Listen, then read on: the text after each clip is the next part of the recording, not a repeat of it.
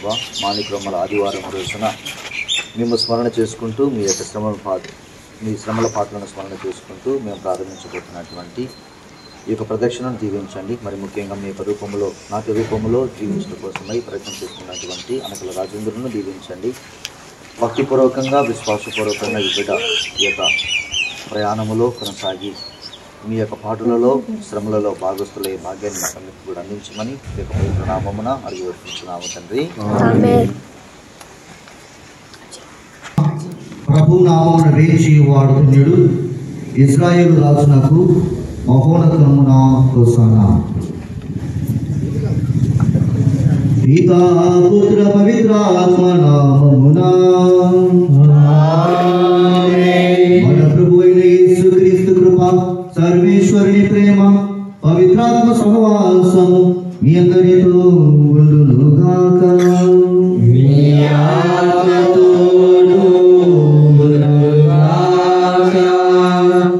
ప్రియ సహోదరి సహోదరులారా, తపస్కాలము ప్రారంభం నుండి నేటి వరకు ప్రాయశ్చిత్త క్రియలు, దాన ధర్మాలు నిర్వహించి మన హృదయమును స్థిరపరచుకుని ఉన్నాము. నేడు విశ్వశ్రీ సభతో ఐక్యమై మన రక్షకుని పాస్కా పవిత్ర కార్యములైన క్రీస్తు శ్రమలు, మరణము, ఉత్థానమును ప్రకటించుటకు సమావేశమై ఉన్నాను. ఈ రక్షణ కార్యమును నెరవేర్చుట కొరకు క్రీస్తు యెరూషలేములో ప్రవేశించను. కావున నిండు భక్తి విశ్వాసములతో మన రక్షణ నగరంలోనికి ప్రభు ప్రవేశించడంలో కొనియాడుచున్నాము. రక్షకుని అడుగుచాలలో నడుచుచు అతని అనుగ్రహముతో శిలువ శ్రమలలో పాలు పంచుకొని అతని ఉత్థానమందును భాగస్థులమవుదుము గాక.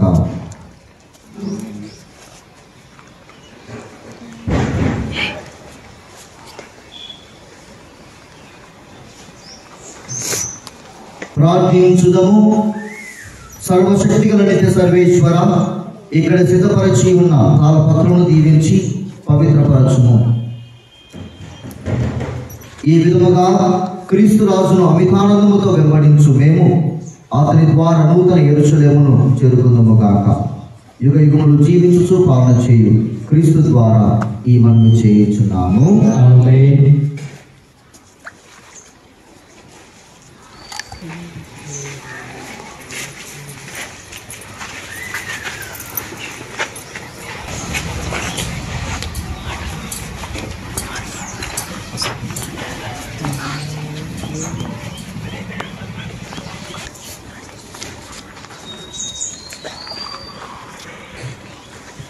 ప్రభు మీతో నందురుగాక. పునీత లూకా గారు రాసిన క్రీస్తు సువిశేషములోని భాగము.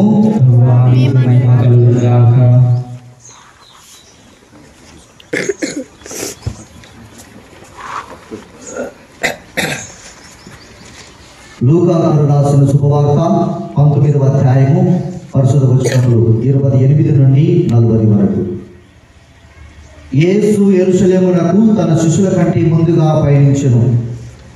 అతడు ఓలీవు కొండ చెంతనున్న బెత్ఫగే బెథానీ అను గ్రామమును సమీపించినప్పుడు ఇద్దరు శిష్యులను పంపుచు, మీరు ఎదుటనున్న ఆ గ్రామమునకు వెళ్ళుడు.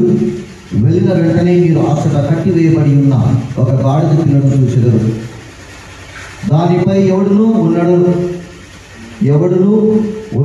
ఎక్కి ఉండలేదు.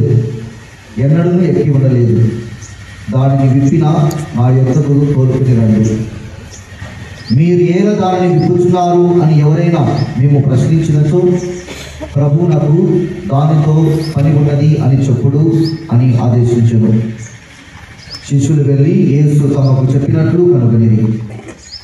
ఆ గాడిద పిల్లను విప్పుచుండగా దాని యజమానులు, మీరు దీనిని ఎందుకు విప్పుచున్నారు అని అడిగిరి. ప్రభువునకు దీనితో పని ఉన్నది అని చెప్పి వారు దానిని యేసు వద్దకు తోలుకొని వచ్చింది. దాని మీద తమ వస్త్రములను పరచి అతన్ని కూర్చున్నబెట్టింది. అతడు ముందుకు సాగిపోవచ్చుండా ప్రజలు దారిలో తమ వస్త్రములు పరచిరి. అతడు ఓలీవు పర్వతము సమీపంలో ఉన్న పల్ల ప్రదేశము చేరినప్పటికీ శిష్యులు సమూహమంతయు తాము చూచిన అద్భుత కార్యములకు ఆనందపరుషులై ఎలుగెత్తి, ప్రభు పేరిట వచ్చు రాజు స్తుతింపబడునుగాక, పరలోకమున శాంతియు మహోన్నతమున మహిమయు కలుగునుగాక అని దేవుని స్తుతింపసాగిరి. అంతటా జన సమూహము నుండి కొందరు పరిసయ్యులు, బోధకుడా, నీ శిష్యులను గద్దింపుము అని చెప్పిరి. అందుకు యేసు, వారు మౌనం వహించిన ఎడల ఈ రాళ్ళు ఎలుగెత్తి చాటగలవని చెప్పుచున్నాను అని పలికెను. ఇది క్రీస్తు సువిశేషము. ప్రియ సహోదరి సహోదరులారా, ఇక్కడ నుంచి మనము ప్రదర్శనలో వెళ్తాము. కాబట్టి అందరూ కూడా ఈ ఇమ్రాన్ కుమార్ను పట్టుకొని క్రీస్తు రాజుకు జయము అన్నటువంటి గీతాలతో పాడుకుంటూ హోసానా తెలియపరుస్తూ, దావీదు రాజుకు హోసానా హోసానా అనుకుంటూ మన యొక్క రాజును మనం మహిమపరిచి కనపరిచి మన యొక్క దేవాలయాన్ని